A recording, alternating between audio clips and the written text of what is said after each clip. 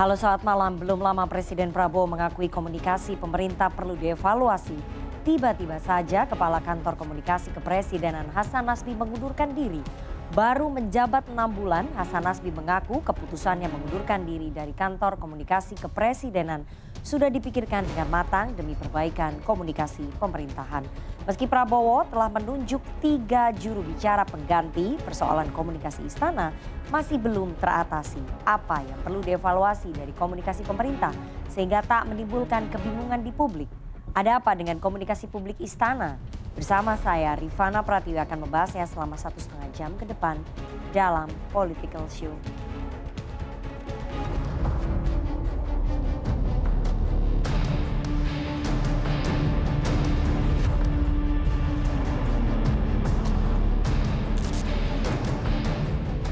Berawal dari pernyataan Kepala Kantor Komunikasi Kepresidenan Hasan Nasbi yang menyebut pengiriman teror kepala babi ke kantor media Tempo pada tanggal 19 Maret tidak perlu ditanggapi sebagai sesuatu yang serius dan justru diminta agar dimasak saja.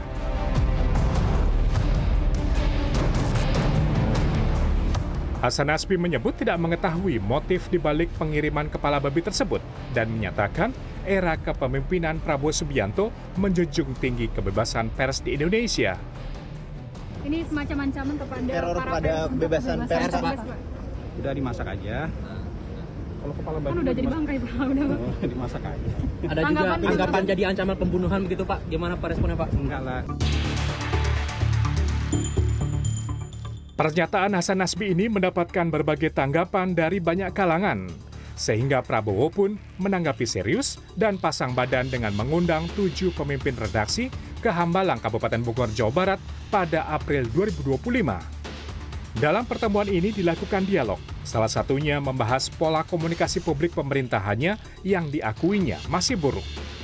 Prabowo pun mengakui pernyataan dimasak saja terkait kepala babi yang dikirimkan ke kantor Tempo merupakan hal yang teledor.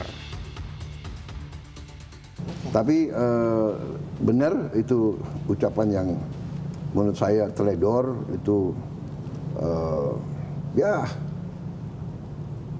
keliru itu. Ya, saya kira beliau menyesal ya, bahwa komunikasi kurang baik itu sebetulnya saya anggap itu saya yang bersalah.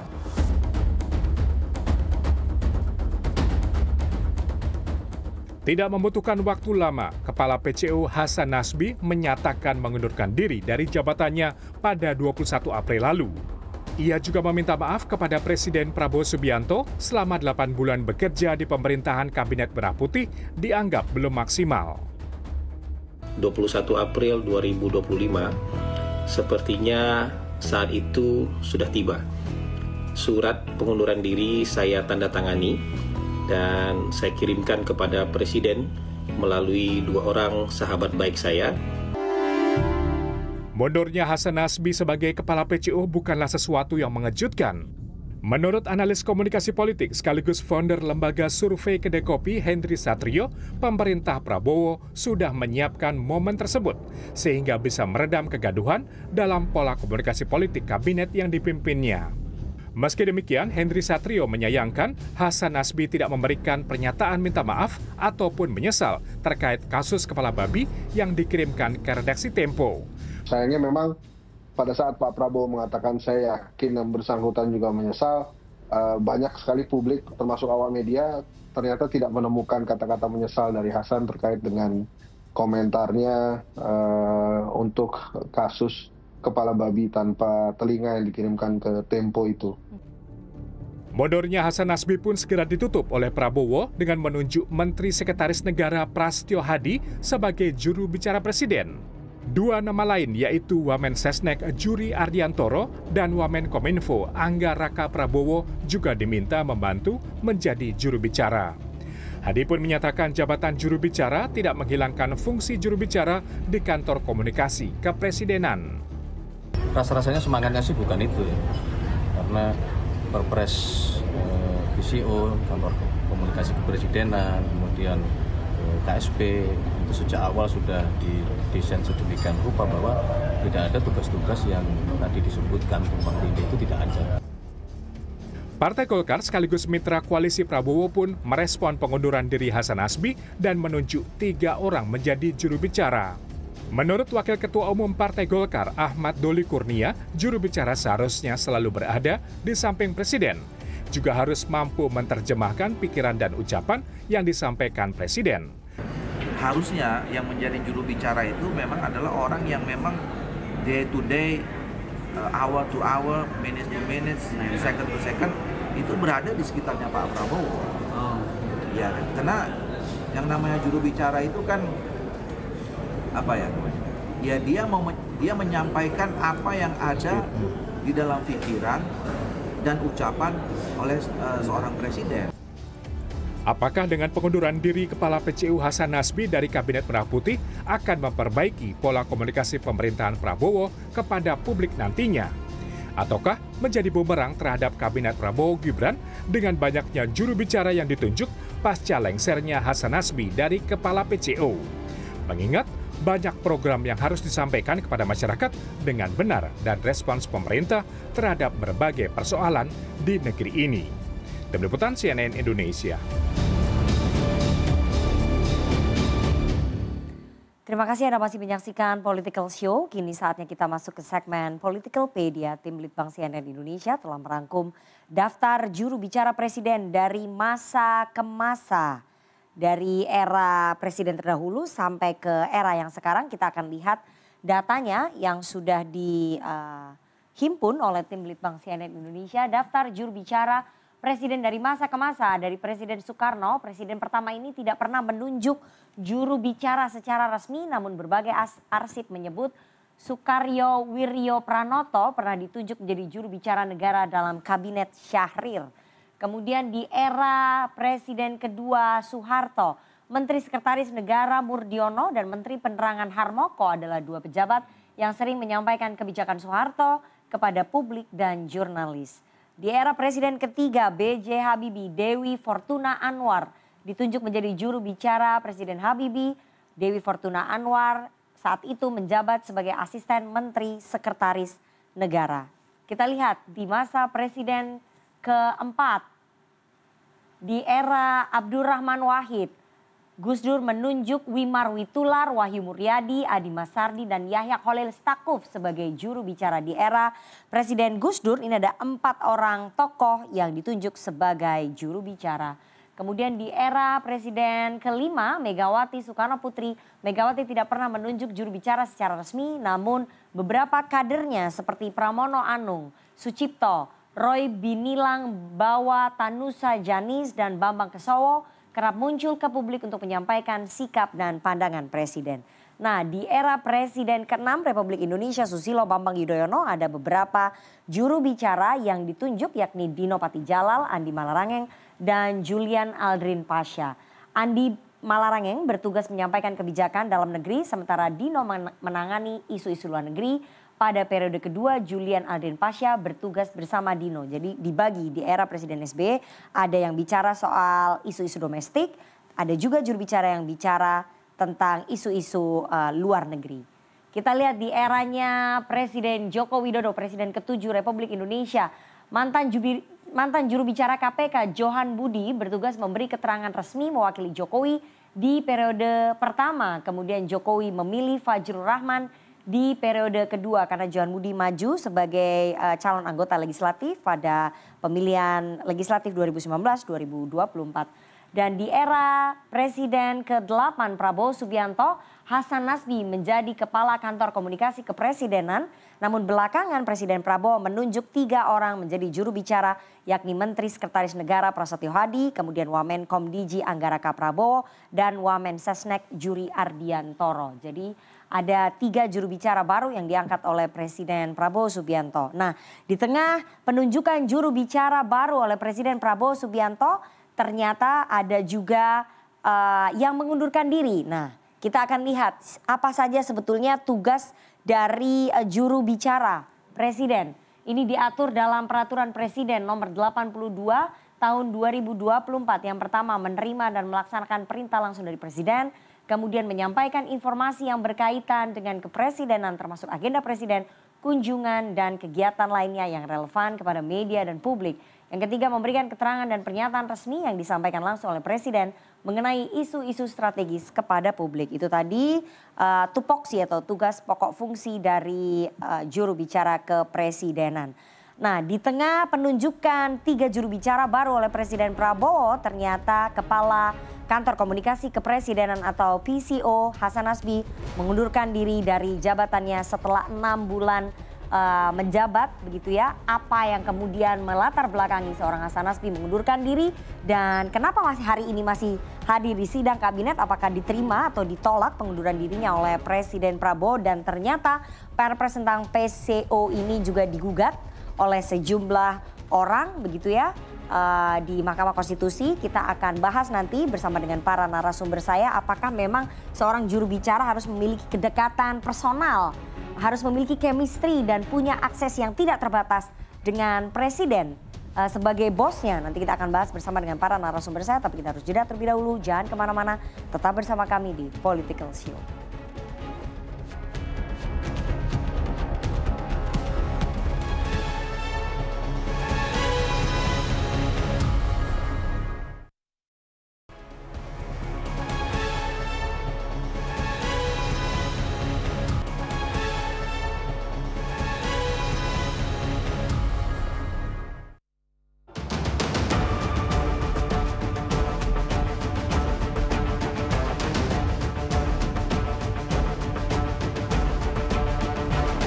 Surat pengunduran diri saya tanda tangani dan saya kirimkan kepada Presiden melalui 2 orang sahabat baik saya, Menteri Sekretaris Negara dan Sekretaris Kabinet.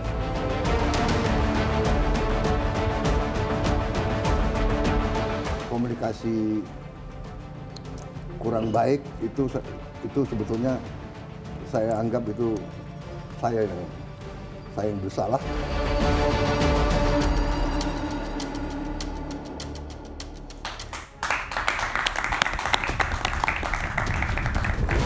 Terima kasih Anda masih bersama kami di Political Show. Belum lama Presiden Prabowo mengakui komunikasi pemerintah perlu dievaluasi. Tiba-tiba saja Kepala Kantor Komunikasi Kepresidenan Hasan Nasbi mengundurkan diri. Baru menjabat 6 bulan, Hasan Nasbi mengaku keputusan yang mengundurkan diri dari Kantor Komunikasi Kepresidenan sudah dipikirkan dengan matang demi perbaikan komunikasi pemerintahan. Meski Prabowo telah menunjuk 3 juru bicara pengganti, namun persoalan komunikasi istana masih belum teratasi. Apa yang perlu dievaluasi dari komunikasi pemerintah sehingga tak menimbulkan kebingungan di publik? Ada apa dengan komunikasi publik istana? Itulah topik kita pada malam hari ini yang akan kita bahas dengan para narasumber yang sudah hadir di studio. Saya perkenalkan satu-satu, ada pakar komunikasi politik dari Universitas Paramadina dan juga dari Kedai Kopi, Mas Henry Satrio. Selamat malam Mas Hensat. Ada mantan juru bicara Presiden ke-7 Republik Indonesia, Mas Johan Budi. Selamat malam Mas Johan. Selamat malam. Ada Wakil Kepala Kantor Staf Kepresidenan, Mas Muhammad Kodari. Selamat malam Mas Kodari. Selamat malam. Oke, ada politikus Partai Gerindra, Mas Hendarsam Marantoko. Selamat malam Mas Hendarsam. Malam, nah. Dan seperti biasa kita mengundang teman-teman dari mahasiswa yang punya suara karena mereka ikut menentukan kepemimpinan pada Pilpres 2024 kemarin ya, dan bagaimana masa depan Indonesia, bagaimana mereka juga melihat komunikasi pemerintah. Malam hari ini ada teman-teman dari mahasiswa Universitas Islam Negeri Syarif Hidayatullah Jakarta. Tepuk tangan untuk teman-teman dari UIN Jakarta. Nanti teman-teman bisa bertanya, mengkritik dan juga mengungkapkan pendapatnya kepada seluruh narasumber yang hadir di sini. Nah, sebelum saya memulai diskusi, saya ingin putarkan dulu, kita merefresh lagi bagaimana kemudian pernyataan dari Kepala PCO Hasan Nasbi pada saat memutuskan mengundurkan diri dari jabatannya. Sudah pernah saya sampaikan kepada khalayak dalam beberapa tayangan podcast bahwa kalau ada sesuatu yang sudah tidak bisa lagi saya atasi, atau kalau ada persoalan yang sudah di luar kemampuan saya, maka tidak perlu ribut-ribut, tidak perlu heboh-heboh. Kita pun harus tahu diri dan kemudian mengambil keputusan untuk menepi. Saya mau ke Mas Kodari ya. Ada persoalan apa di internal PCO sampai seorang Hasan Nasbi mengundurkan diri? Tadi statementnya persoalan di luar kemampuan. Ada persoalan apa? saya tidak pada posisi bisa menjawab karena saya bukan bagian dari PCO. Jadi saya kan di kantor staf presiden. Betul. Memang PCO itu dulu bagian dari KSP. Betul. Jadi salah satu kedeputian di KSP dulu namanya komunikasi politik.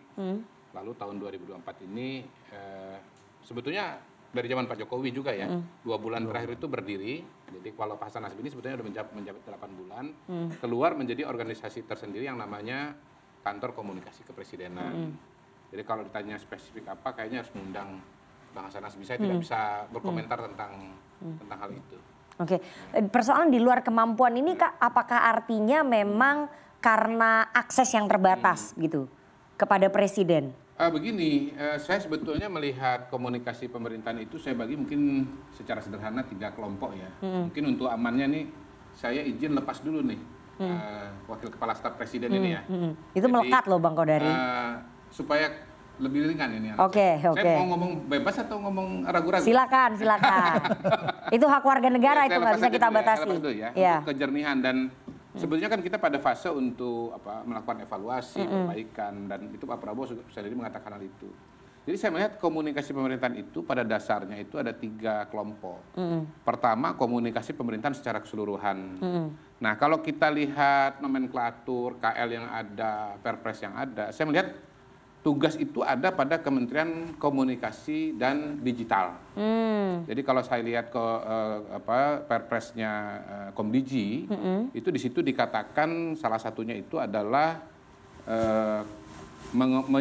merumuskan kebijakan dan implementasi kebijakan dari komunikasi publik, kira-kira begitulah. Nah, saya lihat Perpres sebelumnya, ini tahun 2024, sebelumnya itu 2023, ketika namanya masih komunikasi dan informatika. Di situ agak lebih terang, tuh bunyinya begini, merumuskan lalu kemudian mengimplementasikan pengelolaan dan penyebaran informasi publik. Gitu. Dan kalau kita runtut ke belakang, Komdigi ini atau Kominfo ini dulu itu kan namanya Kementerian Penerangan pada masa lalu, yang tugasnya itu memberikan penerangan, memberikan informasi kepada masyarakat. Itu satu ya. Yang kedua, mengenai kantor komunikasi presiden sendiri. Saya baca perpresnya. Perpresnya itu mengatakan kantor ini memberikan dukungan kepada presiden dalam komunikasi terkait dengan kebijakan strategis dan program prioritas nasional. Jadi agak spesifik gitu. Nah, itu sebetulnya agak paralel dengan tugas di KSP. KSP itu sekarang dia monitoring, evaluasi, debottlenecking untuk isu-isu strategis dan program prioritas nasional. Jadi kalau program-program yang bukan prioritas nasional, itu bukan tupoksinya dia. Gitu. Dan itu yang membedakan KSP misalnya dengan katakanlah Bappenas, dengan BPKP misalnya. BPKP kan mungkin lebih kepada soal keuangan ya. Itu yang membedakan. Dan saya melihat ini yang membedakan PCO dengan Komdigi itu tadi. Gitu. Jadi Komdigi itu secara keseluruhan. Kalau ini program prioritas nasional. Karena itu sesungguhnya Kepala Kantor Komunikasi Presiden, hemat saya, tidak harus day to day, day by day, bersama dengan Presiden. Gitu.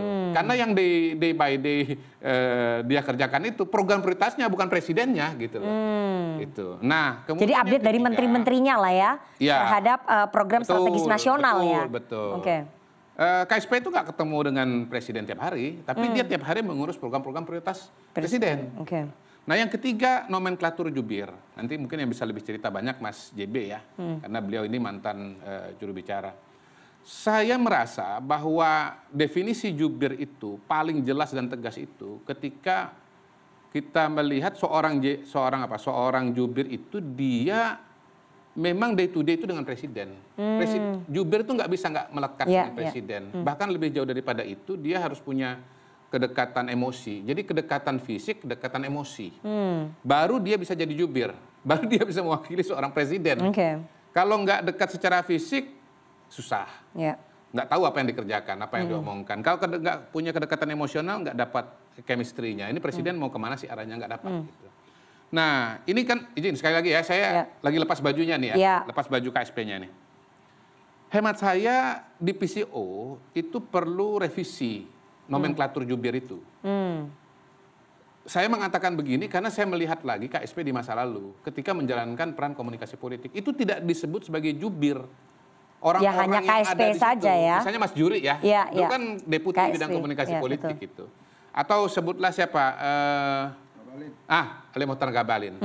Waktu itu disebut sebagai tenaga ahli utama. Ya. Gitu. Nah, konsep tenaga ahli utama ini juga ada di PCO itu. Karena PCO ini strukturnya itu memang dalam tanda kutip paralel dengan KSP, meniru KSP. Jadi barangkali akan lebih aman kalau para jubir itu, yang sekarang disebut jubir itu, dikasih nama tenaga ahli utama kantor komunikasi presiden. Jadi tidak ada pretensi di situ bahwa dia mewakili presiden, apalagi secara resmi. Nah itu berabe-nya dari situ. Gitu loh. Jadi saya usul, ini namanya usul ya. Perpres kan bisa direvisi, bisa diperbaiki, menyesuaikan dengan perkembangan. Jadi namanya jangan jubir. Gitu. Nah kalau kemudian jubir, saya melihat pada hari ini praktis 3 orang atau 4 orang saja yang memang yang baru diangkat oleh presiden bisa itu. disebut sebagai jubir itu. Orang-orang yang berdasarkan kriteria itu dekat secara fisik dan juga secara psikologi. Di luar 3 nama itu, ya mungkin Pak Teddy sebagai Seskap karena fisik dekat, ya kan emosional juga dekat gitu. Kalau Mensesnek jelas. Kalau Mensesnek jelas, Anggaraka, Komdiji dan juga secara personal kan memang dekat dengan presiden. Jadi hemat saya kalau kita dudukkan dalam 3 kategorisasi ini agak jelas sikit lah tuh barang gitu. Nah, lebih mudah kita memang tidak.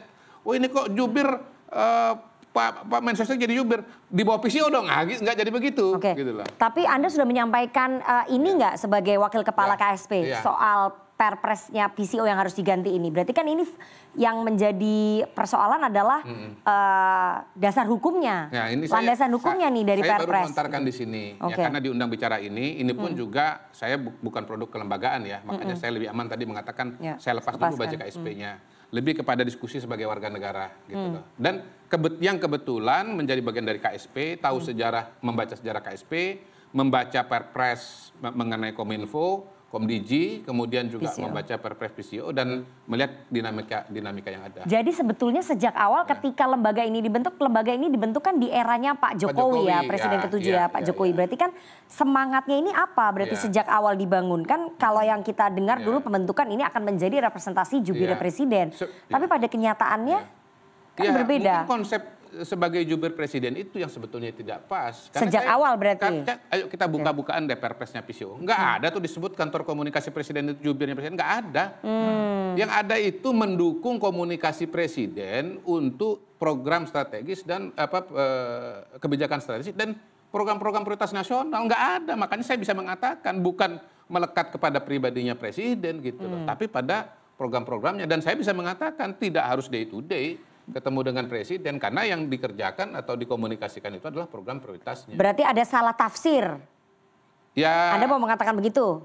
Ya beginilah, ini bagian dari kita retrospeksi lah ya.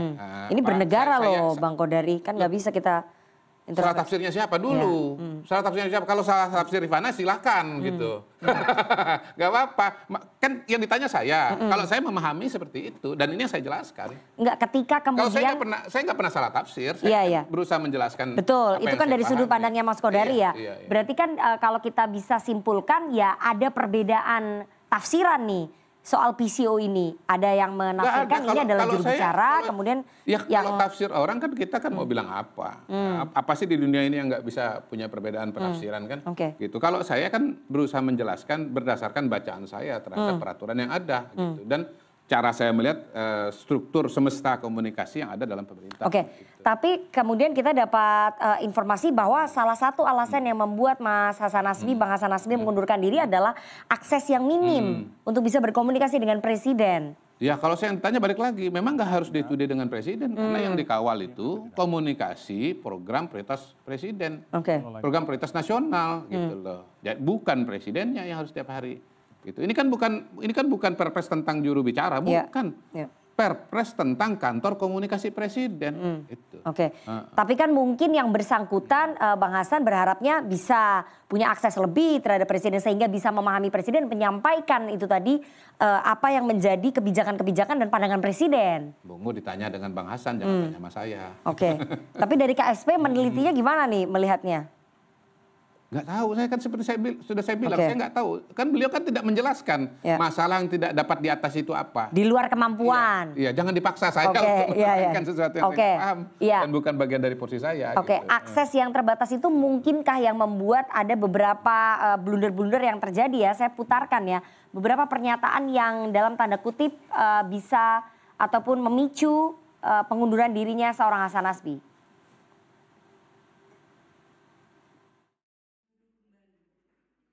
Apa itu? Ini dinilai, ini Pak. Pas dikirim itu apa yang terjadi? Ini semacam ancaman kepada Teror para kepada kebebasan pers, Pak. Udah dimasak aja. Kalau kepala babi kan udah jadi bangkai Pak, udah. Dimasak aja. Ada juga anggapan jadi ancaman pembunuhan begitu Pak. Gimana Pak responnya Pak? Enggak lah, saya lihat dari media sosialnya Francisca yang wartawan Tempo itu dia justru minta dikirimin daging babi. Itu kan semacam jokes saja Pak. Iya, sama artinya dia nggak terancam kan. Buktinya dia bisa bercanda, kirimin daging babi dong katanya. Tapi ini sudah diadukan ke Dewan Pers Pak. Ya ini kan nggak tahu, ini kan problem mereka dengan entah siapa yang ngirim.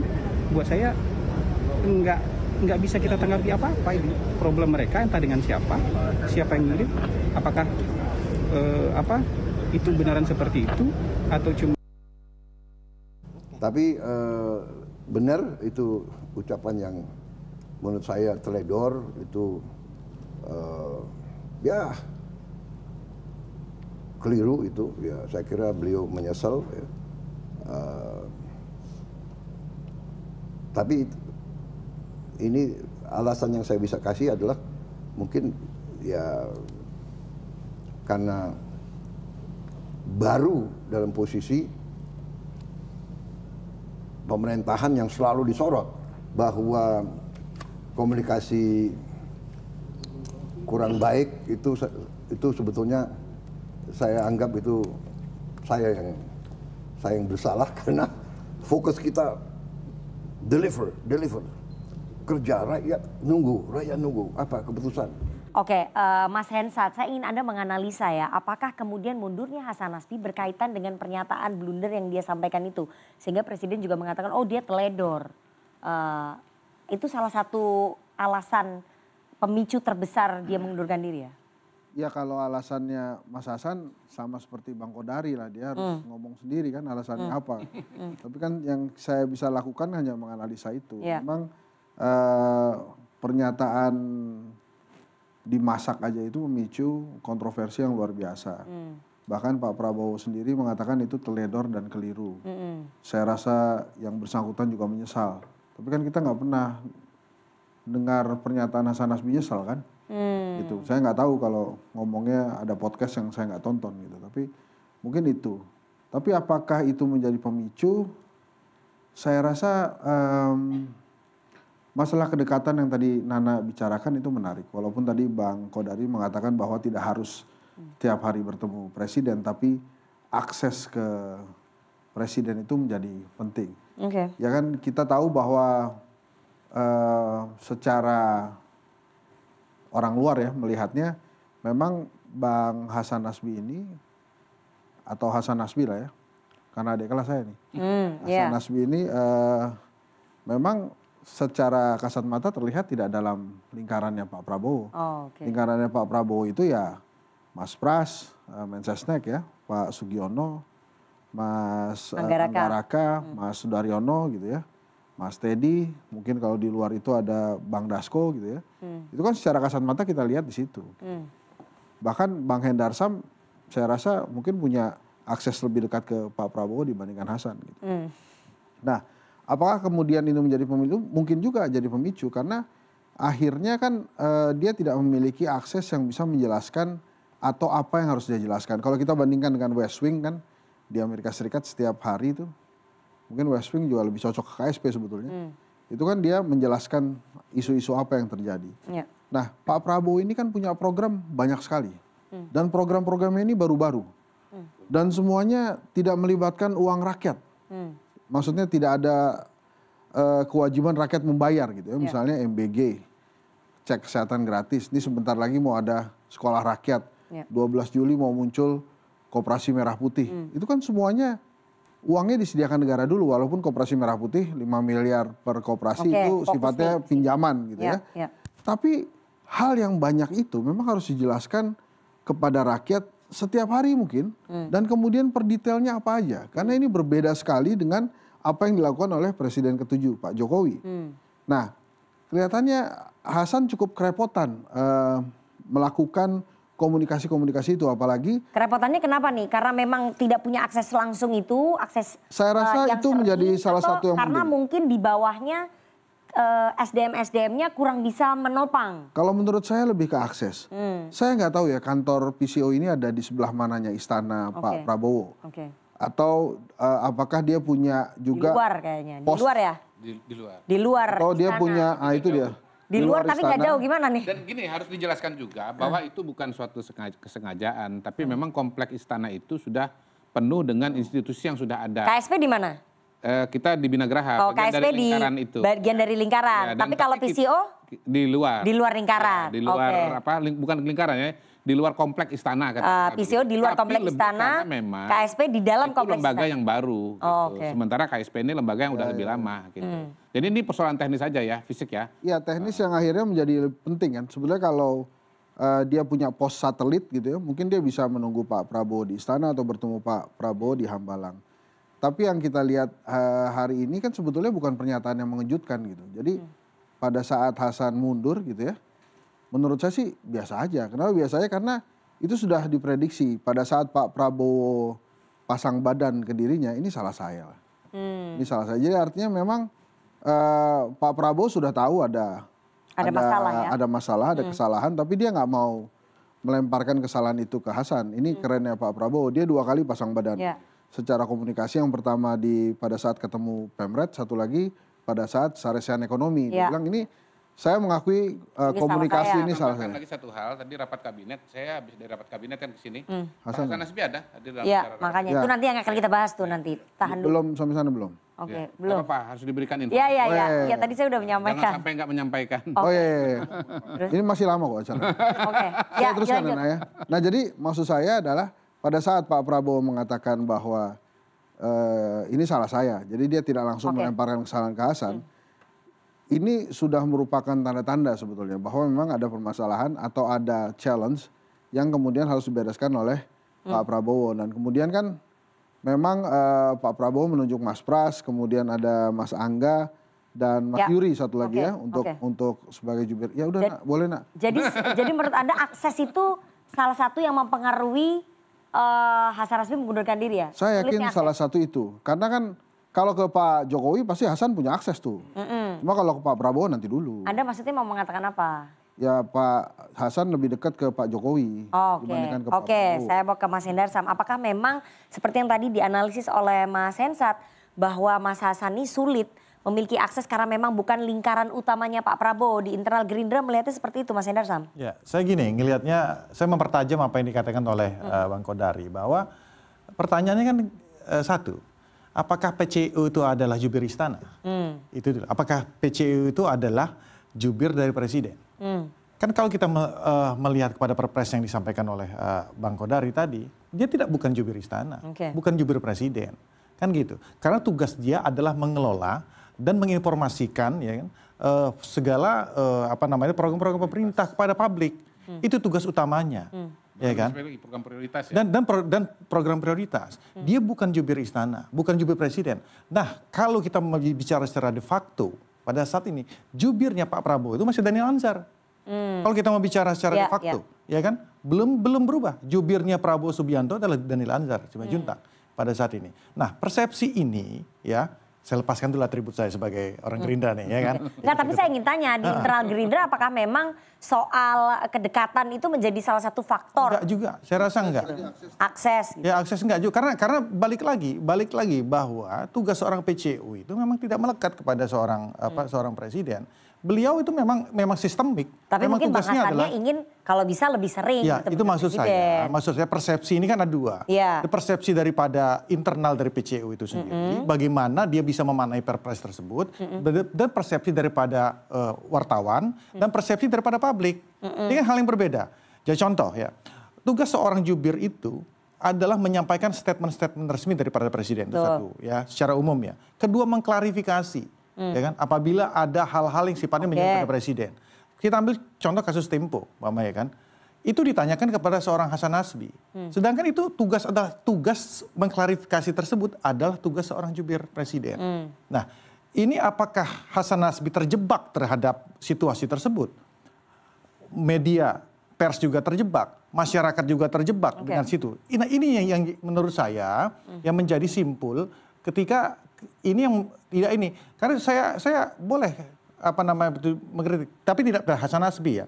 Ada 1-2 mungkin yang merasa teman-teman di PC itu merasa dia sebagai jubir dari presiden. Nah itu gitu tadi yang saya bilang tafsirannya berbeda. Iya, tafsirannya berbeda. Jadi agak-agak gue ini jubir presiden loh. Ada yang menafsirkan dari perpresnya itu mereka adalah jubir, tapi tafsiran perpresnya tidak seperti itu. Tidak seperti itu. Karena itu yang saya ambil contoh gini ya. Kalau dia sebagai kita bicara ada batasan-batasan.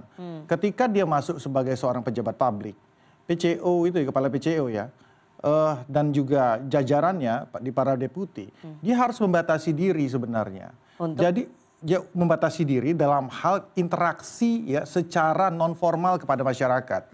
Contoh main di Twitter. Oh, Anda mau mengatakan ada beberapa postingan saya dari rasa kepala PCO lebih dan baik kan deputi PCO. Harus lebih, ya artinya harus lebih lebih harus bijak, lebih formal. Formal, saya rasa formal. Jadi kalau untuk menangkis hal yang sifatnya itu tugas jubir istana, jubir presiden, ya kan.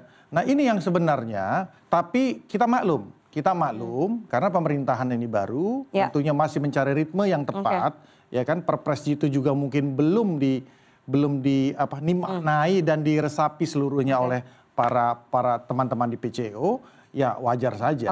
Trial and error itu kan biasa kan terjadi. Tapi Mas Hendarsam, analisisnya Mas Hensa tadi, apakah memang akses yang terbatas itu karena Bang Hasan dianggap lebih ke orangnya Pak Jokowi? Oh enggak ada sama sekali. Enggak ada hubungannya. Karena enggak ada hubungannya sama sekali. Lebih dekat ya, kalau Pak Jokowi. Ya mungkin secara ikatan emosional, tapi kan kita dalam bernegara, dalam menjalankan tugas sebagai ini kan kita harus kesampingkan hal tersebut kan. Jadi ya tugasnya jalankan aja gitu loh. Jadi tidak harus day to day, tapi memang kalau kita bicara spesifik tadi terminologinya adalah jubir presiden tuh, ya jubir presiden ya, ya secara umum memang dia harus melekat. Dia harus melekat ya, bukan kepala PCO ya. Nah, jadi oleh karena itu jubir istana, jubir presiden itu memang orang yang mempunyai satu ya. Dia harus tahu dulu ideologi dan gagasan dari seorang Prabowo Subianto. Dia harus baca tuh 2 buku. Ya kan? Bukunya Paradoks Indonesia dan Solusinya dan Transformasi Bangsa ke Depannya. Dia harus tahu itu dulu. Menteri-menteri juga harus tahu itu. Harus baca juga kepemimpinan militer. Karena personalitas Pak Prabowo itu. Dan kemudian ya kan dia harus tahu stylenya seorang Prabowo itu. Tentunya berbeda dengan Jokowi. Nah, artinya apa? Ada ideologi gagasan, kemudian dikombinasikan dengan gaya personality itu yang membentuk telepati tadi. Dan itu tidak bisa dilakukan secara instan. Butuh waktu, butuh adaptasi ya. Makanya oleh karena itu saya lah tidak ofisial ya, nanti saya salah juga nanti kan. Memang harus orang-orang anak jubir istana itu. Anak ideologisnya Pak Prabowo. Oke, tahan dulu di situ ya. Saya mau ke Mas Johan Budi sebagai mantan juru bicara Presiden ke-7 Republik Indonesia Pak Joko Widodo. Saya ingin tanya, akses itu sangat penting nggak untuk bisa terus-menerus berkomunikasi dengan presiden, memahami ideologi presiden, memahami personality presiden, ada chemistry. Jadi akses itu yang penting ya? Yes, kalau dari pengalaman saya, yang pertama akses kepada presiden itu sangat penting. Kalau dia dilabelin juru bicara presiden. Nah, tadi kan Mas Kodari menyebut, saya juga baru tahu perpresnya ternyata tidak mengatakan PCO itu jubir gitu. Kantor komunikasi presiden. Pertanyaannya, kalau kita nggak diskusi ini, ada yang merevisi soal itu nggak ke PCO? Kan nggak ada juga. Karena selama ini kita berpikirnya jadi PCO, ya makanya PCO juga melakukan apa yang menurut dia bahwa dia adalah juru bicara presiden. Dan di PCO, dan PCO itu tidak hanya Hasan Nasbi loh yang memberi keterangan kepada pers. Ada 6 kalau nggak salah. bahkan dibagi-bagi tuh Mas Kodari. Ada bagian pertanian, saya juga bingung. Bagaimana memisahkan persoalan yang ada kaitannya dengan presiden itu antara pertanian dengan politik gitu. Nah, yang kedua, kenapa saya menyebut akses itu penting? Karena sebagai juru bicara presiden, dia itu mewakili presiden sebagai apa? Sebagai kepala pemerintahan dan juga pribadi presiden. Ingat nggak? Sebelumnya kan ada hal-hal yang menyangkut presiden gitu ya. Ada juga itu yang PCO itu yang menjawab seolah-olah quote unquote itu mewakili presiden gitu. Padahal? Tadi kalau disebut PCO tadi bukan itu kan sebenarnya nggak boleh. Apalagi dia ketemu pun nggak pernah, itu lebih. Saya masih berpegang prinsip bahwa juru bicara itu harus punya chemistry dengan presidennya. Chemistry itu tidak harus setiap hari dia ketemu ya, tapi dia tahu apa yang dimau oleh presiden dan dia tahu bagaimana sikap presiden kepada tentang sesuatu hal ya. Di samping itu juga juru bicara presiden itu Anda cari aja di mana-mana. Itu juga kadang-kadang menjawab persoalan-persoalan yang menyerang pribadi presiden, juru bicara itu. Menjelang 2019 itu kan dulu Pak Jokowi dituduh PKI kan. Nah itu saya juga ikut menjawab. Tugas jubir itu kan? Itu tugasnya jubir. Karena dia itu suaranya presiden sebagai kepala pemerintahan dan juga sebagai pribadi. Dan kantor saya di dalam Pak. Nah itu kantor Anda dulu di dalam nggak? Di dalam kompleks? Saya lebih dalam lagi Pak. Saya di dalam. Di dalam. Sehingga saya tuh dulu datangnya kan selalu pagi ya. Karena rumah jauh. Itu kadang-kadang Pak Jokowi dulu pertama-tama kan ngantornya di istana dulu. Nah, itu kalau saya datang itu kadang-kadang dipanggil oleh Pak Jokowi. Jadi berkomunikasi dulu pagi-pagi? Enggak, itu cerita-cerita macam-macam. Pak Jokowi cerita tentang ibunya, tentang apa saja. Kadang-kadang disitulah diselipkan pertanyaan-pertanyaan yang dititipkan oleh wartawan kepada saya. Pada momen-momen yang pas ketemu Pak Jokowi. Saya juga bisa baik pun juga dengan Pak Jokowi. Tidak hanya saya ke Pak Jokowi. Ya? Tapi Pak Jokowi juga kalau ada persoalan apa gitu ya, rame di media, dia juga mengkonfirmasi perkembangan itu baik pun. Sehingga ya tentu ajudan ya, tidak langsung Pak. Sehingga aneh juga menurut saya kalau dilabelin juru bicara presiden, tapi dia tidak dikasih, jangan akses lah, informasi aja. Informasi yang berkaitan dengan apa? Dengan presiden. Apakah itu, nah beda dengan, tadi kan dijelasin tuh zaman dulu ada Menteri Penerangan. Zaman Pak Jokowi itu juga sebenarnya di awal-awal itu dibagi.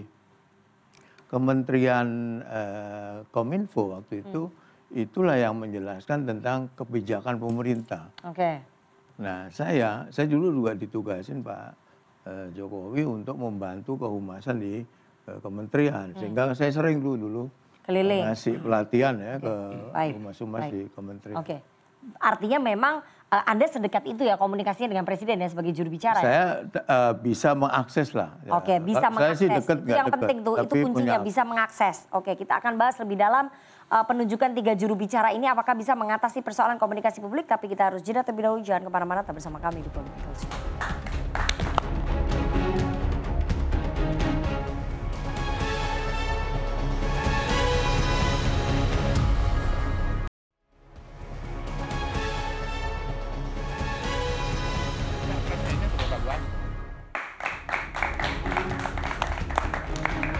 Terima kasih Anda masih bersama kami di Political Show dan kita akan lanjutkan perbincangan kita dengan para narasumber. Saya mau ke Bang Kodari lagi. Tadi Anda sudah menyinggung ya bahwa di dalam rapat kabinet tadi Pak Prabowo sempat menyebut juga ya soal komunikasi begitu ya. Dan tadi kita lihat Kepala PCO Pak Hasan Nasbi masih hadir. Yang kami dengar memang surat pengunduran dirinya nggak diterima ya oleh Presiden. Bukan nggak diterima, sedang dievaluasi. Oke, maksudnya apa tuh sedang dievaluasi? Kan orangnya udah mengundurkan diri sampai keluar video. Saya tidak pada posisi untuk bisa menjawab lagi-lagi. Karena saya bukan juru bicara presiden. Coba nih.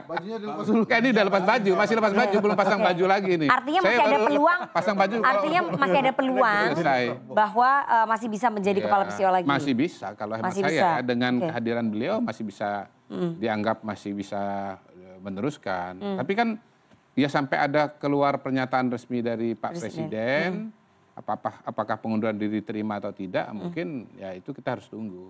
Oke. Iya, ya. Jadi masih ada peluangnya. Sebenarnya kan kita harus dudukkan dulu kepada konstitusinya bahwa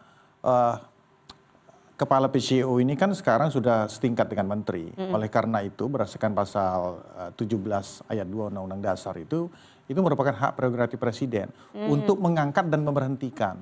Jadi itu tidak pada subjek Hasan Nasbi. Dia boleh untuk mengajukan pengunduran diri, tapi presiden juga punya hak prerogatif ya kan untuk menolak hal tersebut. Nah, inilah yang harus kita sama-sama pahami. Beliau boleh ngajuin, tapi kalau presiden nggak terima dia tetap di situ. Nanti tuh. Dan oleh karena itu makanya sampai dengan saat ini beliau masih ikut rapat kabinet Senin tadi kan, masih ikut rapat kabinet dan secara de jure seperti itu. Tapi begini, definisi mengundurkan diri itu satu pihak, Pak. Pengunduran diri itu nggak perlu setuju atau tidak. Kalau seseorang mengundurkan diri, terserah orang mau diterima apa enggak. Kalau saya mengundurkan diri ya udah, dia mau terima apa enggak, mengundurkan diri. Anda kan waktu itu mengundurkan diri kan? Tapi itu kan secara apalagi yang disebut Hasan Nasbi itu bahwa dia sudah tidak mampu mengatasi persoalan-persoalan yang kita tidak tahu juga persoalan dia apa. Fisiknya Pak JB itu kan beliau masih ada di situ. Ya enggak. Ini saya cuma menyampaikan definisi mengundurkan diri itu satu pihak, Pak. Coba cari di mana-mana, namanya mengundurkan diri itu nggak perlu persetujuan, kecuali dipecat. Atau mungkin jangan-jangan nggak serius. Enggak, ya itu tadi. Mas Johan. Nah, saya serius. Jangan-jangan emang nggak serius tuh mundurnya. Enggak. Kita harus clear dulu. Hak prerogatif itu mengangkat dan memberhentikan, ya, kepala PCO. Jadi dia mengangkat, dia juga yang memberhentikan. Jadi bukan pada Hasan Nasbinya. Jadi nggak bisa Hasan Nasbi mengundurkan diri? Nggak bisa. Itu masalahnya. Jadi dia boleh mengundurkan diri, tapi hak prerogatif. Hak prerogatif itu dijamin oleh Undang-Undang Dasar loh. Pasal 17 ayat 2 Undang-Undang Dasar itu kewenangan mutlak presiden. Kalau presiden katanya nggak tolak, dia tolak, nggak bisa. Jadi dia harus tetap di situ? Dia harus tetap di situ. Nah tinggal ini kan wisdom daripada seorang Prabowo untuk melihatnya. Bapak itu melihatnya seperti apa? Mendudukkan kembali contoh. Ada masukan tentang masalah perpres tadi kan. Yang mungkin ada yang beberapa hal frasa-frasa yang nyelip ya kan. Jubir presiden lah kayak gitu. Nah ini kan kita harus dudukkan lagi kepada fitrahnya. Fitrah dari perpres ini. Bahwa nanti kita kaji, Hasan Nasbi, makanya itu kamu tetap di kepala PCO. Tugas kamu ya sesuai dengan perpres. Seperti itu kan gitu kan. Nah kemudian tugas jubir istana ya kan jubir presiden ya bukan dialihkan ya memang tugas jubir presiden memang kepada porsinya sesuai dengan stylenya Pak Prabowo. Kalau saya pribadi ya dia harusnya orang yang memang nempel di TV dan anak ideologis tadi dia. Pernyataannya presiden itu namanya juga manusia melakukan kesalahan. Artinya presiden masih memberikan kesempatan ya kepada Hasan Nasbi. Iya gitu. Karena gini maksud saya kan gini kan. Beliau itu orang yang tahu tentang masalah peta politik Indonesia. Jadi yang kedua nggak mau ngambil keputusan itu secara terburu-buru, ya reaksional itu penting sekali. Jangan sampai dia terdikte karena kita sama-sama tahu sekarang ini ya kan bahwa nggak semua suara-suara yang ada di media itu murni adalah suara publik juga kan gitu kan. Nah beliau juga harus ngelihat itu juga karena kalau itu dilakukan beliau reaktif. Artinya akan timbul asumsi dan timbul dari beberapa pihak untuk melihat ternyata wah presiden kita reaksional. Presiden kita bisa kalau untuk mentargetkan seseorang bisa dibuat agenda politik tertentu untuk menargetkan seseorang tersebut. Tapi kan orangnya mengundurkan diri Mas. Ya itu kan hal yang lain, hal yang berbeda. Maksud saya kan dari wisdomnya seorang Prabowo kan melihatnya seperti itu. Mas Hasan Nasbi menolak ditunjuk kembali dia punya hak juga Pak. Sebagai warga negara. Ini jabatan politik. Jadi hak prerogatif itu kan mengangkat dan memecat. Kalau seseorang mengundurkan diri di mana-mana itu satu pihak, bukan kepada siapapun. Ini dialektika, Bang. Iya. Jadi mungkin Pak Prabowo tetap menghendaki. Ya, kalau Hasan Nasbi mau ya nggak masalah. Tapi mungkin juga karena Hasan Nasbi menghargai presiden, mungkin hadir. Ya. Apakah kemudian nanti betul-betul mundur atau tetap lanjut? Mungkin juga nanti ada pemikiran lagi. Ini kan dialektika kan? Iya, betul. Enggak gini, saya cuma ingin menambahkan saja bahwa yang disebut hak prerogatif itu adalah mengangkat dan memecat. Dan Hasan Nasbi ini posisinya adalah mundurkan diri. Bahwa kemudian Pak Prabowo nggak setuju dan Hasan Nasbi mau, ya nggak apa-apa juga, nggak ada masalah. Oke, gitu tapi loh. akan menimbulkan situasi yang gimana, Mas Johan, kalau misalnya beliau sudah mengundurkan diri, kemudian ditahan oleh presiden, beliau kemudian melanjutkan lagi, persepsi publiknya bagaimana nanti? Ini persepsi publik ya kepada Hasan Nasbinya, bukan kepada Pak Prabowo. Ya. Pak Prabowo mah kalau dia tidak menerima pengunduran diri, ya di publik positif dia. Diapresiasi mungkin ya. Tapi kalau Hasan Nasbi sudah ngomong mundur dan kemudian mencabut omongan dia itu, apalagi statement dia itu yang menurut saya yang paling kita perlu apresiasi ke dia juga terhadap sikap dia yang mengundurkan diri, karena dia menganggap bahwa kata-katanya itu ya ada persoalan yang di luar kemampuan. Dia tidak bisa mengatasi itu karena sekarang sudah waktunya saya menepi. Ada jadi kata-kata penonton. gitu, jadi penonton. Oke. Nah kalau Apa itu kemudian, iya itu kan sikap dia gitu, bahwa dia benar-benar udah give up lah jadi PCO. Tapi itu tadi kalau pengunduran dirinya kemudian tidak diterima dan Hasan Nasbi, oke deh saya mau lagi jadi PCO. Ternyata enak juga PCO gitu misalnya. Ya nggak apa-apa, tapi publik melihat kepada Hasan Nasbinya, jadi bukan kurang kepada baik Pak. Ya bukan baik nggak baik, tergantung orang ya. Tapi lu gimana sih orang seluruh Indonesia gitu. ini? Ya nggak konsisten, Anda mau mengatakan lihat. begitu. Mas Hensat, Anda melihat pengunduran diri Hasan Nasbi ini kan dramatis ya begitu ya. Akan berpengaruh tidak terhadap citra pemerintahnya Pak Prabowo? Kalau menurut saya sih kita pisahkan ya antara Hasan Nasbi dengan pemerintahan Pak Prabowo ya. Hasan Nasbi ya Hasan lah. Ya udah biarin aja, dia mau mundur kayak mau hadir lagi di kabinet ya udah. Tapi kan yang kita bicarakan adalah bagaimana komunikasi pemerintah terhadap publik. Komunikasi pemerintah terhadap publik sudah berkali-kali dikatakan oleh Pak Prabowo yang luar biasa pasang badan waktu itu, ya memang ada masalah. Nah sekarang Pak Prabowo kan meletakkan harapan itu kepada 3 orang yang sudah dia tunjuk itu.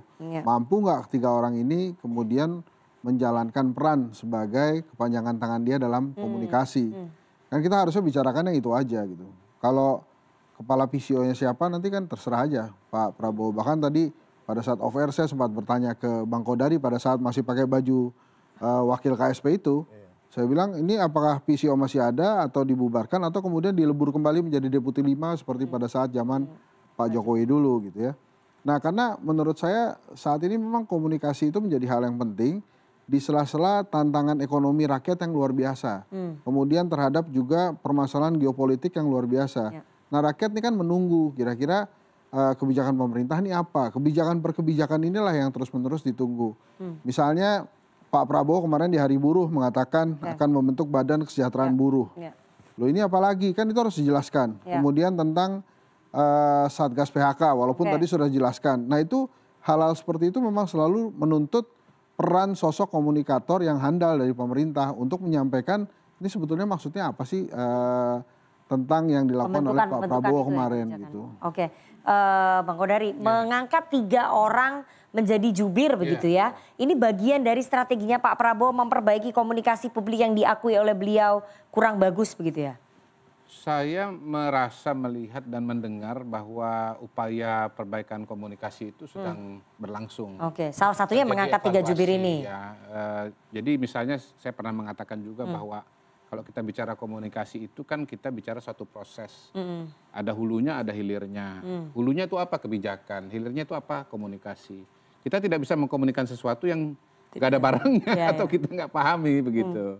Nah, kenapa Pak Mensesnek? Ya karena beliau kan hulunya dari pembuatan kebijakan publik. Dan memang di masa lalu kita tahu tadi sudah ada tayangan tadi bagaimana di zaman Pak Harto itu ya yang berfungsi sebagai menjelaskan itu banyak Pak Mensesnek dan Menteri Penerangan Pak Harmoko pada waktu itu. Tapi balik lagi, hemat saya yang sedang terjadi pada hari ini adalah upaya untuk evaluasi menyeluruh. Kan saya sudah katakan di depan, kalau komunikasi secara keseluruhan ada Komdigi. Ya kalau saya buka baju lagi nih gitu ya. Mungkin harus dibagi dua nih, komunikasi dengan digital. Karena pada hari ini Komdigi itu dari 5 dirjen, itu 4-nya itu digital semua. Yang komunikasinya tinggal satu gitu loh. Belum lagi kalau kita misalnya bicara, kalau mau menerangkan atau menjelaskan, memberikan informasi, kebijakan yang begitu banyak dan baru-baru ini, kata Bang Hensat tadi itu. Bang Hensat tadi ya. Itu kan kita perlu instrumen. Nah sekarang instrumennya apa? Misalnya ada TVRI, ada RRI, ada Antara, gitu. Apakah misalnya Kementerian Komunikasi misalnya harus bersinergi dengan TVRI, dengan RRI, dengan Antara. Bahkan kalau saya bikin satu lembaga baru lagi, Media Sosial Republik Indonesia. Karena pada hari ini de facto lebih banyak informasi dari media sosial. Coba dibandingkan antara radio dengan media sosial, jauh media sosial. Tapi kok nggak ada gitu loh. Itu kalau saya misalnya ya. Jadi ini bersifat Dulu pernah aku sulit tuh memisahkan Menteri Komunikasi dengan kan ternyata kan bukan ide baru. Dan pernah dibahas dulu di periode pertamanya Pak Jokowi. Kan begini, zaman beliau saja yang sekian tahun yang lalu perasaan itu sudah ada, kebutuhan itu sudah ada, apalagi zaman sekarang gitu loh. Jadi harus ada evaluasi secara menyeluruh, termasuk saya highlight di sini nomenklatur jubir pada Perpres PCO itu. Kalau boleh saya saran itu dikoreksi, jadi tenaga ahli utama. Jadi fungsi jubirnya nggak ada di situ. Jangan ditulis di situ, karena menimbulkan kerancuan.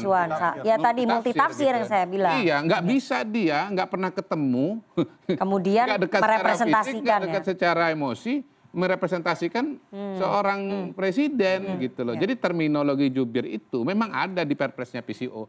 Tapi bukan salah perpresnya, hemat saya, nomenklaturnya aja gitu. Nah, mungkin dalam momentum seperti ini ya seperti kata Pak Prabowo, kita sibuk dengan program gitu ya.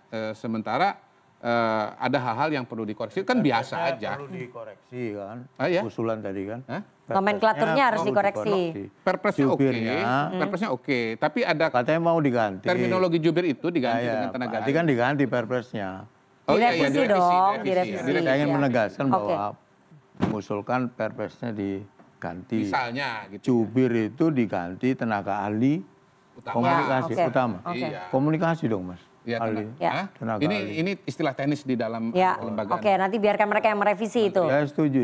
Mas Hendar Sam, bahwa pengangkatan 3 orang juru bicara seperti Mensesnek Prasetyo Hadi dan juga Anggaraka Prabowo, Menkomdigi sebagai juru bicara itu memang menunjukkan Pak Prabowo menginginkan juru bicaranya adalah orang-orang di internalnya, orang-orang terdekatnya yang selama ini memiliki kesamaan ideologi dan kadernya begitu. Ya kan beliau kan orang yang selalu selalu mendasarkan hal itu kepada sejarah-sejarah masa lalu. Jadi beliau itu karena tahu prinsipnya itu sejarah itu akan terus berulang. Dan karena itu dia mereplikasi ya kan pada saat di zaman-zaman contohnya ya di zaman jubir itu di zamannya Pak SBY ya kan seperti itu. Di zamannya Pak Harto itu kan memang melekat seperti itu. Jadi ini hal seperti ini yang saya cukup sangat paham karena beliau tuh sangat belajar sekali karena beliau tuh sejarah itu akan terus berulang. Makanya beliau ingin mereplikasi hal tersebut bahwa dikembalikan lagi kalau ini emang jubir ya jubir seperti Pak Harmoko, seperti Pak Murdiono ya. Kalau di zaman SBY sudah ada Dino Patijalal, kemudian ada Julia Adrian Pasa, kemudian ada Ani Malarangeng yang fungsinya memang seperti itu. Jadi memang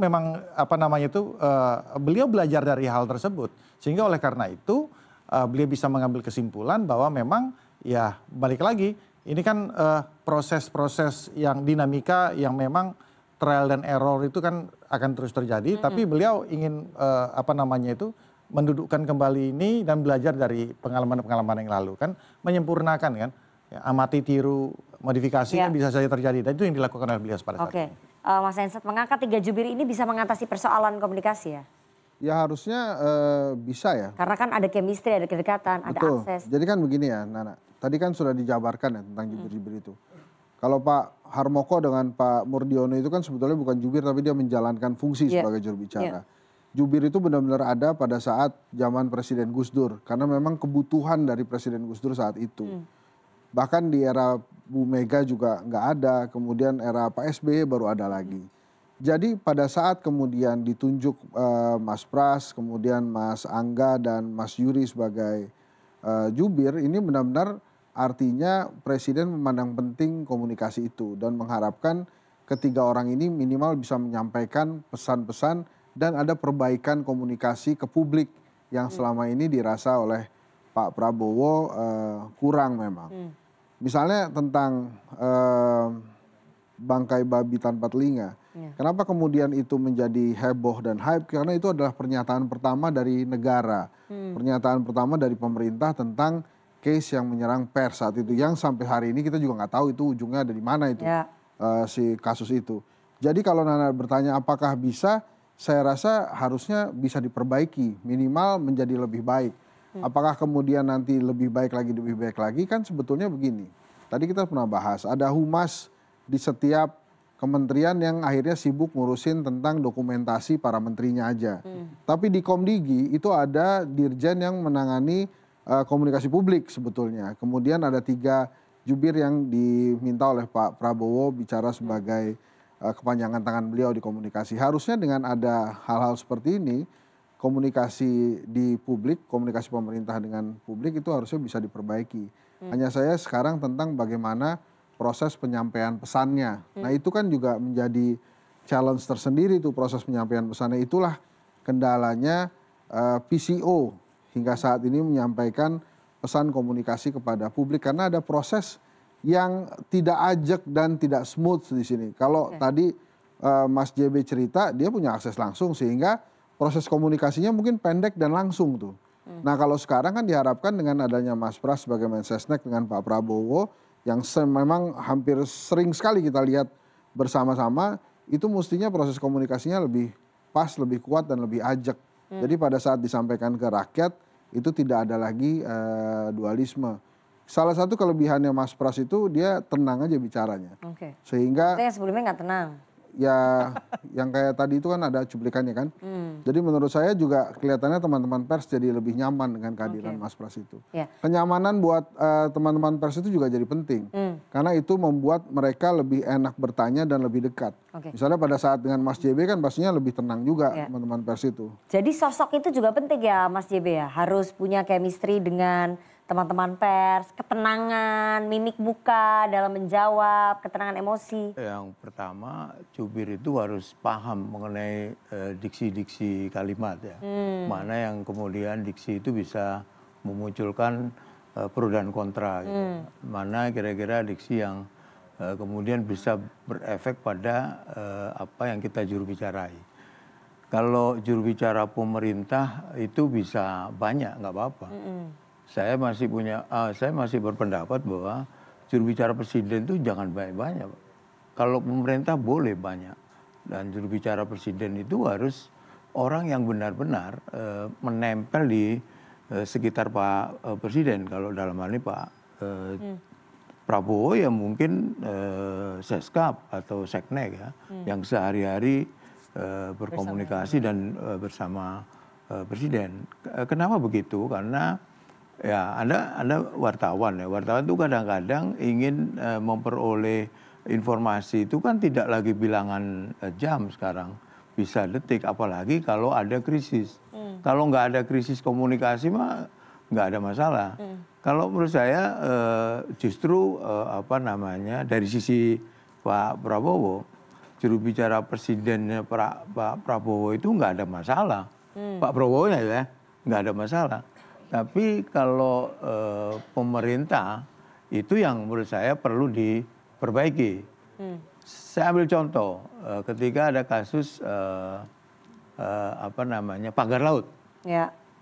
Si menteri ini ngomong itu, menteri ini ngomong beda-beda ya. Beda-beda. Bahkan hari ini dia ngomong nyabut, kemudian nggak lama tadi cabut. Itu kan menimbulkan kebingungan tidak hanya kepada media tetapi juga publik secara umum. Sehingga orang ini yang bisa dipercaya mana? Semua mewakili pemerintah, tapi tidak satu apa istilahnya itu key message-nya tidak satu gitu. Bisa beda-beda. Nggak apa-apa banyak pemerintah ya, nggak apa-apa banyak ditunjuk ini Komdigi tadi juga punya peran untuk menjelaskan. Tapi harus satu. Single message-nya itu harus sama dengan yang dimaui oleh Presiden Prabowo. Jadi siapapun yang bicara dia mewakili pemerintah ya, bukan presiden. Dia silakan aja, tapi dia harus sama. Ketika Pak Prabowo gini, kalau zaman dulu ya, Anda sebagai wartawan saya tanya. Ketika Pak Prabowo kan pernah melontarkan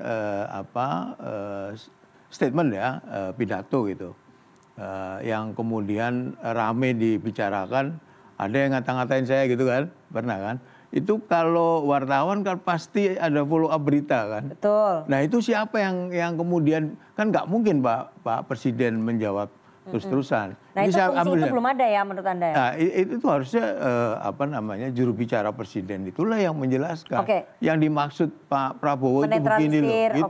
Itu. Tapi kan dia harus tahu. Bisa tambahkan ya. Bahwa Pak Prabowo menyadari bahwa ada permasalahan komunikasi di pemerintahannya ini udah bagus banget. Sehingga Pak Prabowo itu sudah memahami bahwa ada masalah di sini dan dia harus menyelesaikan itu. Kehadiran 3 jubir yang ditunjuk ini memang saya rasa sementara menjadi jawaban Pak Prabowo lah, karena kita lihat setelah itu juga Menteri Prasetyo itu sering sekali berhadapan dengan media. So artinya kesadaran pemerintah yang sudah disadari ini merupakan sebuah langkah maju yang seharusnya nanti ke depannya bisa ketemu solusi-solusi yang lain gitu. Oke, baik. Nanti kita akan tanya ke teman-teman mahasiswa bagaimana mereka melihat komunikasi pemerintah, apakah sudah mulai membaik atau justru masih jauh. Tapi kita harus jeda terlebih dahulu, jangan kemana-mana, tetap bersama kami di Political Show.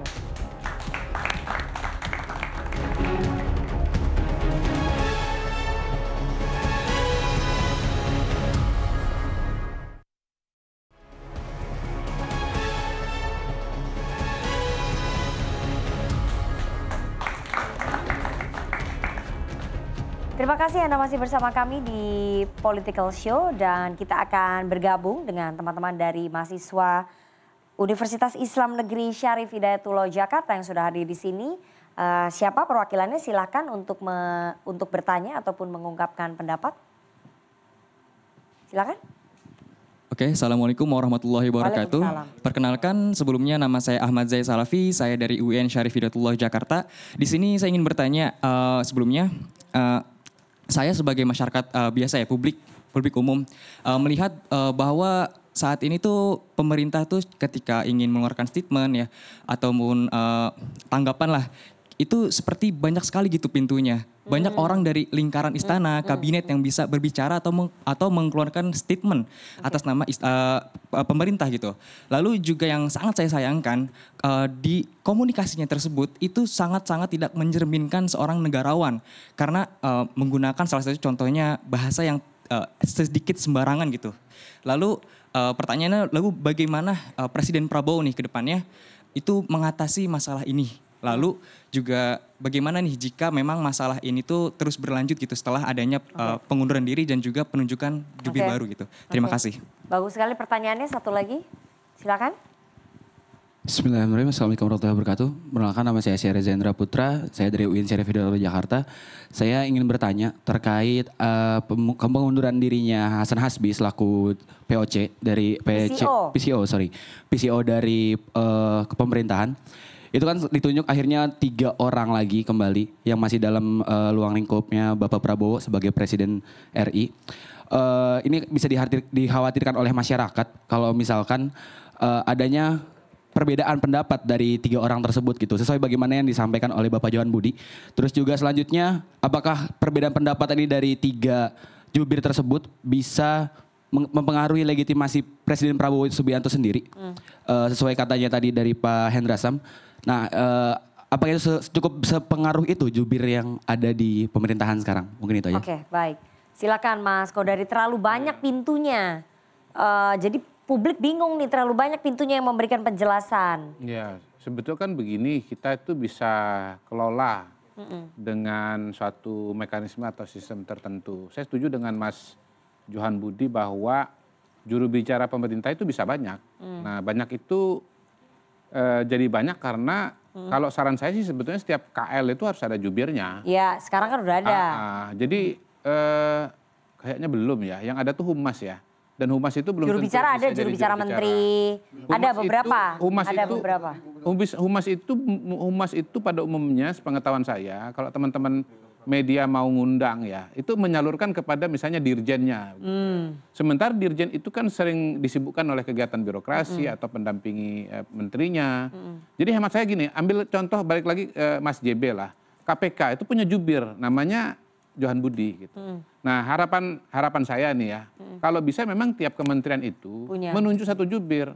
Kemenko apa misalnya Menteri Kantor Transmigrasi, kemudian Pertanian, kemudian Koperasi. Jadi nggak harus menterinya sendiri yang ngomong selalu setiap saat gitu. Jadi ada jubir. Nah, kalau jubir ini mewakili tiap kementerian, sebetulnya nggak harus tabrakan, Dek. Kan sesuai porsinya. Jadi Kementerian Pertanian ngomong soal pertanian, soal perikanan ngomong soal perikanan, dia nggak akan tabrakan karena memang sesuai dengan tupoksinya masing-masing. Dan saya yakin itu akan lebih akurat. Kenapa? Karena memang dia menguasai bidangnya masing-masing gitu loh. Yang repot itu kan kalau nggak menguasai bidangnya lalu berbicara. Itu mungkin jawaban saya. Nah, di luar itu nanti ada jubir-jubir presiden yang tentunya mungkin nanti giliran ya, mungkin ada jadwalnya giliran, hari ini siapa, besok siapa gitu. Karena kalau nggak ada begitu nanti 24 jam semua itu kayak Mas Johan Budi. Rasanya nggak mungkin. Dan mungkin ada koordinator, misalnya Mensesnek sebagai koordinator. Lalu anggotanya ada Pak Juri dan Pak Anggaraka gitu. Sehingga ya kalau sewaktu-waktu diperlukan adanya revisi atau koreksi itu bisa dilakukan oleh kepalanya. Jadi saya yakin ada mekanisme yang bisa disusun lah untuk bisa menciptakan atau melahirkan sebuah komunikasi yang lebih koheren dan harmonis. Oke, silakan. Ya, saya nambahin aja. Sebenarnya itu saya sepakat dengan itu. Dan saya pernah menggagaskan tentang masalah itu. Karena ini kan sebenarnya tanpa harus menambah nomenklatur ya. Sebenarnya Stafsus itu kan ada bidangnya, bidang media dan komunikasi. Itu emang harus orang yang benar-benar mengerti tentang media, mengerti tentang komunikasi, dan bisa berkomunikasi ke publik dan juga ke teman-teman pers. Maksimalkan saja itu, taruh orang yang benar-benar profesional di bidang itu. Gitu. Jadi kita nggak perlu lagi nanti jangan sampai ada polemik baru, ya kan, penambahan jubir baru seperti itu. Maksimalkan aja dari stafsus dari tiap kementerian. Biar dia yang ungkapkan ke publik. Ini sebenarnya sudah pernah di pemerintahan Pak Jokowi itu dilakukan oleh beberapa hal. Kan kalau kita mengandalkan menteri, mengandalkan dirjen, mereka sudah day by day sudah teknokrasi sekali, peresmian ini segala macam. Nah, kemudian yang kedua juga saya pengen mungkin kasih hal yang sifatnya lebih makro, bahwa kriteria seorang jubir dari seorang Prabowo Subianto ini masukan, lepas lagi di bajunya ya, baju ini. Tapi ini dari saya pribadi, dia harus tahu juga bahwa mazhab pemerintahan Pak Prabowo ini seperti apa, tahu bagaimana dia mentreatment rakyat itu seperti apa. Tiap presiden punya caranya masing-masing. Pak Prabowo, kalau saya boleh ngomong, saya tangkap, pemerintahan beliau ini pemerintahan yang sangat lembut kepada rakyat. Ya, lembut secara dia tidak represif secara fisik, tidak represif secara narasi. Ini penting sekali. Nah, ini yang harus dimengerti. Dan kebijakan pro rakyat. Sangat pro rakyat. Karena tadi di rapat kabinet agak bocor halus sedikit. Beliau menunjukkan foto seorang anak ya yang akan menjadi sasaran dari program pemerintahan. Namanya inisial N. Mungkin suatu saat nanti akan muncul, dan beliau sempat berhenti, lihat kacamata, saya lihat terharu, dan beliau mengatakan kita berjuang buat NKRI, kita berjuang untuk rakyat Indonesia seperti N itu tadi. Jadi itu program-programnya sangat pro rakyat. Karena memang ideologi di paradoks Indonesia jelas. Jadi karena memang ekonomi kerakyatan. Jadi kalau Joe Biden itu mengatakan kan bahwa ekonomi yang mereka tidak sepakat itu dari atas menetes ke bawah. Ini enggak kan gitu kan. Yang diinginkan itu bahwa yang bergerak ini yang di bawah untuk menopang ke atas. Ini yang dilakukan. Sehingga oleh karena itu outputnya dari para jubir dan yang lain ini ya, yang ingin menteri, dia harus punya rasa simpati dan empati, terutama terhadap rakyat-rakyat kecil. Itu yang penting. Nah itu yang harus ada di kepalanya masing-masing gitu loh. Itu menurut saya. Baik. Dampaknya apa ya Mas Hensat kalau kemudian persoalan komunikasi ini tidak segera teratasi begitu? Ya akhirnya kerja-kerja baik pemerintah nggak sampai pesannya ke rakyat. Gitu ya? Sayang aja begitu aja karena kan semua kerja-kerja Pak Prabowo ini kan bertahap. MBG bertahap, Sekolah Rakyat juga mungkin nanti bertahap, Koperasi Merah Putih bertahap. Nah dengan bertahapnya itu kan harus dikomunikasikan terus. Tapi nah dalam komunikasi itu kan yang pertama bukan tentang hanya siapa yang menyampaikan. Dan juga kemudian waktunya kapan. Tapi ini kan juga tentang relations. Relations pejabat negara yang menangani komunikasi itu harus baik dengan pelaku-pelaku komunikasi di negeri ini. Relations yang baik dan bagus serta erat kepada pers misalnya itu menjadi poin penting. Jadi artinya pada saat, saya ulang lagi, pada saat wartawan-wartawan itu bertemu dengan si pejabat pemerintah, dia akan merasa nyaman untuk bertanya. Dan lagi yang paling penting, yang juga penting adalah bagaimana si pejabat yang menangani komunikasi ini bicara dengan rakyat pada waktu yang tepat gitu. Jadi artinya memang pada saat rakyat bertanya, ya dia menyampaikan gitu. Atau sebelum terjadi kegundahan, dia tampil dan menyampaikan. Nah kehadiran 3 jubir ini menurut saya sudah cukup sih. Hanya kemudian memang nanti fungsinya saja diperjelas. Apakah kemudian misalnya Mas Angga tetap di Komdigi, ataukah Mas Yuri tetap di Mensesnek, atau ada perubahan-perubahan kan itu nanti bagaimana Pak Prabowo saja. Tapi saya kembali lagi ke judul perbicaraan kita hari ini. Komunikasinya pemerintah sudah diakui tidak terlalu baik oleh Pak Prabowo. Maka kemudian dia pasang badan untuk memperbaiki itu. Dan langkah-langkah yang dilakukan saat ini adalah langkah-langkah baik untuk memperbaiki komunikasi itu. Sama Bang Kodari, saya juga pernah merinding pada saat pertama kali saya dengar Pak Prabowo di pidato dia pada saat pelantikan. Yang dia bilang, bukan seperti ini negara yang saya mau. Ada orang tua masih mengayuh becak. Merdeka dari mananya. Nah itu kan harusnya bisa diterjemahkan dengan baik oleh para pelaku komunikasi di pemerintahan kepada rakyat. Sarannya Mas Johan sebagai mantan juru bicara, ini sendiri loh. Anda tuh waktu Pak Jokowi ini hari ini ada 3 gitu. Kita ini kan dari jauh ya. Iya, melihatnya dari jauh. Meskipun Mas Hendar Sam dekat dengan Pak Prabowo, tapi kan dia tidak berinteraksi secara terus-menerus. Pak Kodari ada di istana juga tidak berinteraksi secara terus-menerus dengan Pak Prabowo, apalagi tahu di dalam hatinya Pak Prabowo ya. Menurut saya Pak Prabowo ini menempatkan dulu, penting nggak dia juru bicara buat dia itu dulu. Kalau menurut dia bahwa dia perlu seorang juru bicara, maka perlu ditunjuk orang yang juru bicara presiden ya, orang yang sama Pak Prabowo ini dianggap dekat dan punya chemistry yang sama dengan Pak Prabowo. Karena juru bicara presiden itu seperti yang tadi saya sampaikan, dia kalau nggak ada krisis nggak masalah Pak, tapi kalau ada krisis itu kehadirannya dibutuhkan. Wartawan kan harus tahu siapa sih yang harus dihubungi, kan nggak mungkin menghubungi Pak Prabowo. Nah kalau pemerintah tadi, saya setuju dengan apa tadi disampaikan oleh Mas Kodari ya. Tapi gini, bukan soal siapa yang jadi juru bicaranya Mas, tapi harus ada di kementerian itu juru bicara. Apakah itu yang Pak Andersam tadi sampaikan staf khususnya ditunjuk, tapi harus ada. Dan orang inilah yang kemudian oleh wartawan bisa jadi rujukan. Karena itu perlu person yang tadi melengkapi Pak Henry tadi untuk dekat dengan pelaku komunikasi. Bagaimana juru bicara nggak deket sama wartawan, apalagi nggak kenal sama pemretnya, ya susah. Saya kira itu Bu Nana. Baik. Setelah ini kita akan kembali lagi, tapi kita harus jeda. Jangan kemana-mana, tetap bersama kami di Political Show.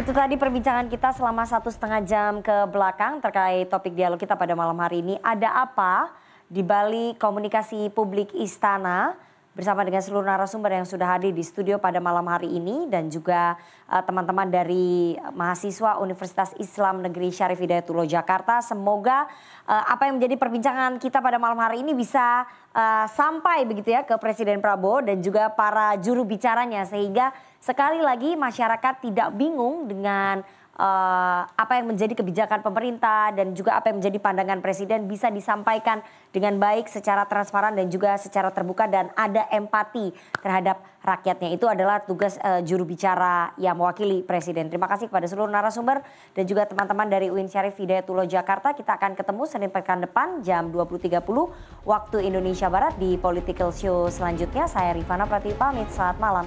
Sampai jumpa.